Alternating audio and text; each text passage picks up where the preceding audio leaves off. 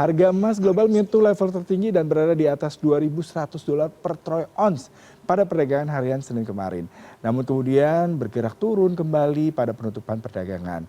Namun apa yang sebenarnya yang mematik harga emas kembali bergejolak dan menembus rekor tertinggi sepanjang masa, dan apa yang harus dilakukan bagi pemegang investasi dalam bentuk emas ini? Dan untuk membahasnya sudah bergabung melalui sambungan virtual Lukman Leong, analis komoditas dan pasar uang. Selamat pagi Pak Lukman. Selamat pagi.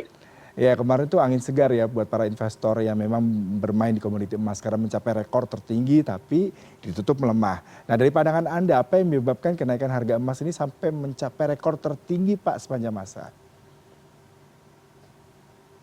Ya, menurut saya harga emas itu memang sewajarnya ya naik terus ya. Saya kira perkembangan ini sudah terjadi dalam beberapa tahun terakhir, terutama sejak harga emas yang cukup rendah ya sebelum COVID.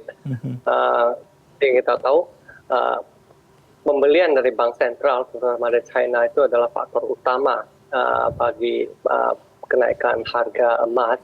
Ya, cuma tahun 2 tahun ini terakhir disebabkan oleh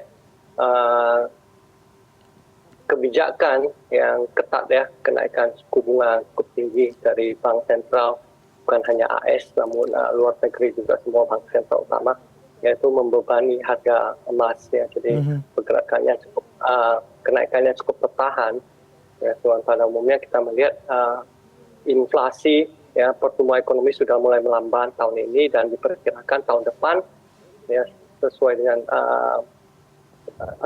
penurunan pada inflasi, diharapkan Bank Sentral Dunia akan mulai menurunkan suku bunga. Nah, seperti kita ketahui kalau emas itu tidak memiliki imbal hasil apapun ya, tidak memberikan ya, dividen maupun suku bunga, sehingga bagi investor ya untuk mendapatkan keuntungan tentu saja harapan satu-satunya adalah kenaikan pada harga emas.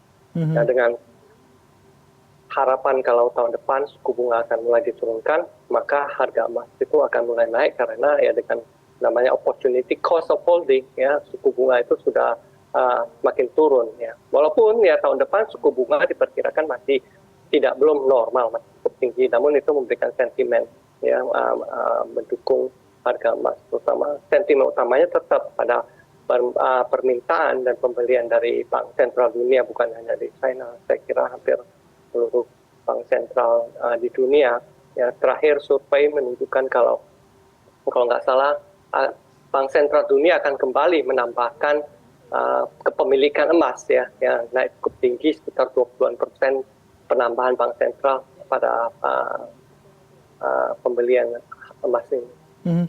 Dari beberapa statement yang Bapak tadi utarakan, berarti ada optimisme kenaikan harga emas akan terus melonjak di tahun depan, mengingat memang kemungkinan The Fed akan menurunkan suku bunga terkait dengan inflasi Amerika Serikat yang terkontrol, kemudian ternyata ketakutan global terkait dengan konflik Hamas dan Israel tidak terlalu signifikan. Bagaimana Anda melihat ini, Pak? Ya, itu kebijakan moneter ya, kebijakan suku bunga itu hanya menghambat ya kenaikan suku bunga. Sebenarnya faktor utama dari kenaikan harga emas kedepannya, harapan kenaikan itu disebabkan oleh pemerintah bank sentral dan ketidakpastian geopolitik, terutama tentu saja akhir-akhir ini ya, di saat bukan terlalu akhir sih ya, sejak tensi China US ya, sejak dari Trump sampai Biden kali ini ya, kita melihat kalau perang Ukraina juga ya, kita melihat kalau ketidakpercayaan ya bank sentral utama dunia pada dolar AS ya, sehingga terjadinya namanya de-dollarisasi, terjadinya shift ya pada alokasi cadangan devisa, terutama China. Kenapa China? Terus karena China itu sebenarnya memiliki porsi kepemilikan emas itu paling kecil, salah satu paling kecil ya untuk emas ya. Dulunya rata-rata cuma 2%, sekarang meningkat ke 4%, namun itu masih sangat sedikit ya. Jadi bayangkan kalau China meningkatkannya hingga 10%, bisa dibayangkan betapa besarnya kebutuhan dan permintaan emas tersebut.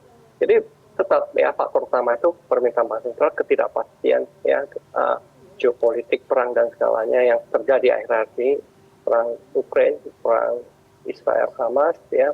COVID juga salah satu faktor yang mengagetkan. Jadi ketidakpastian apapun ya yang akan terus mendukung harga emas ke depannya. Pak Lukman, kalau kita bicara emas di dalam negeri, kemarin Mas Antam juga mengalami peningkatan cukup signifikan.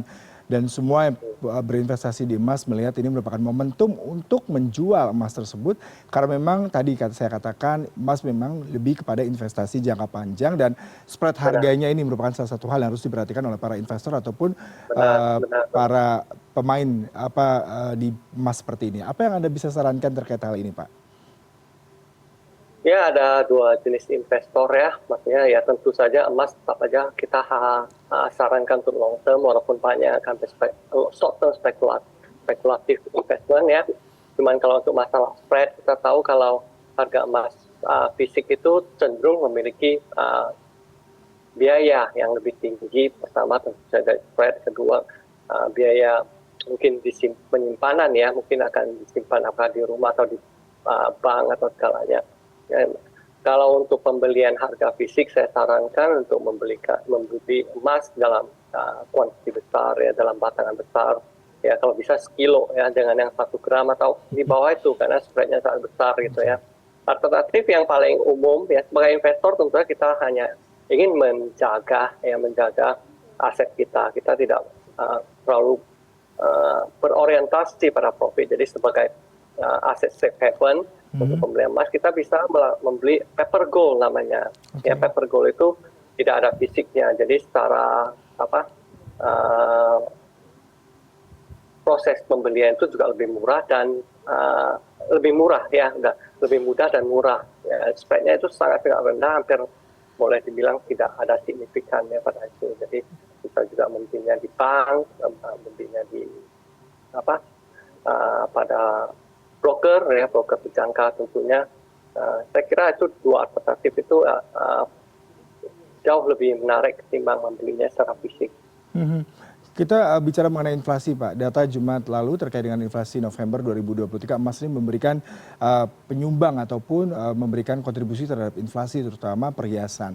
Bagaimana hubungan antara inflasi dan harga emas dalam konteks rekor harga emas saat ini yang melonjak kemarin, Pak? Ya, inflasi masih menjadi kontroversi apakah itu ya, masih secara teori ekonomi apakah itu berhubungan dengan harga emas, dan secara logis memang banyak yang mengatakan kalau salah satu keunggulan emas itu, salah satu dari sifat karakter emas adalah sebagai inflation hedge gitu.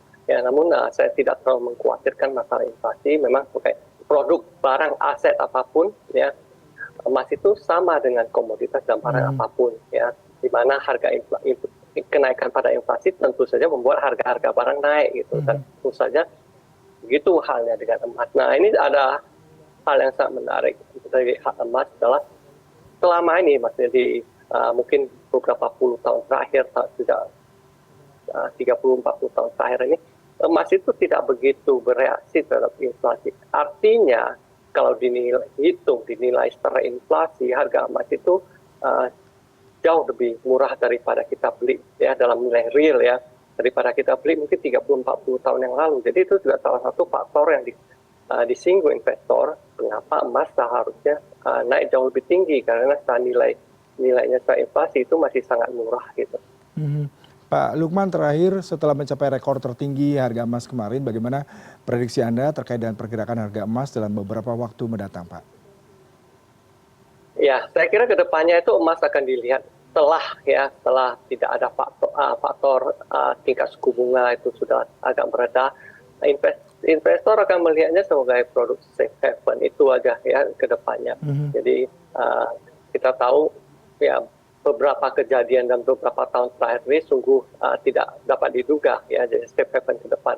Ya, jadi pembelian safe haven ini akan semakin meningkat, dan saya melihat dengan data-data yang saya ada sekarang, permintaan dari fund manager, institusi ya, baik pembelian fisik oleh bank sentral, baik pembelian paper gold di ETF dan segalanya, itu meningkat signifikan ya. Jadi saya melihat tahun depan itu emas ya, walaupun sebagai safe haven ya, dengan dibandingkan dengan high risk ya, aset high risk yang bisa mungkin melonjak 100% atau segalanya, saya melihat tahun depan itu upside ya, 5-10% itu masih sangat besar kemungkinannya. Jadi sekitar 100 sampai 200 dolar ke depan dalam US dollar ya, emas diperkirakan dengan nyaman akan berada di sekitar 2.200, 2.300, dan bahkan 2.500 per troy ounce. Terima kasih sekali perbincangannya Pak. Sepertinya memang masih menjadi suatu angin segar buat para pelaku investasi di emas karena tadi masih ada prospek dengan kenaikan hingga 5-10% dan bisa dikatakan emas masih menjadi pilihan untuk safe haven dalam kondisi global seperti saat ini. Terima kasih untuk perbincangannya pagi hari ini Pak Oke, Lukman.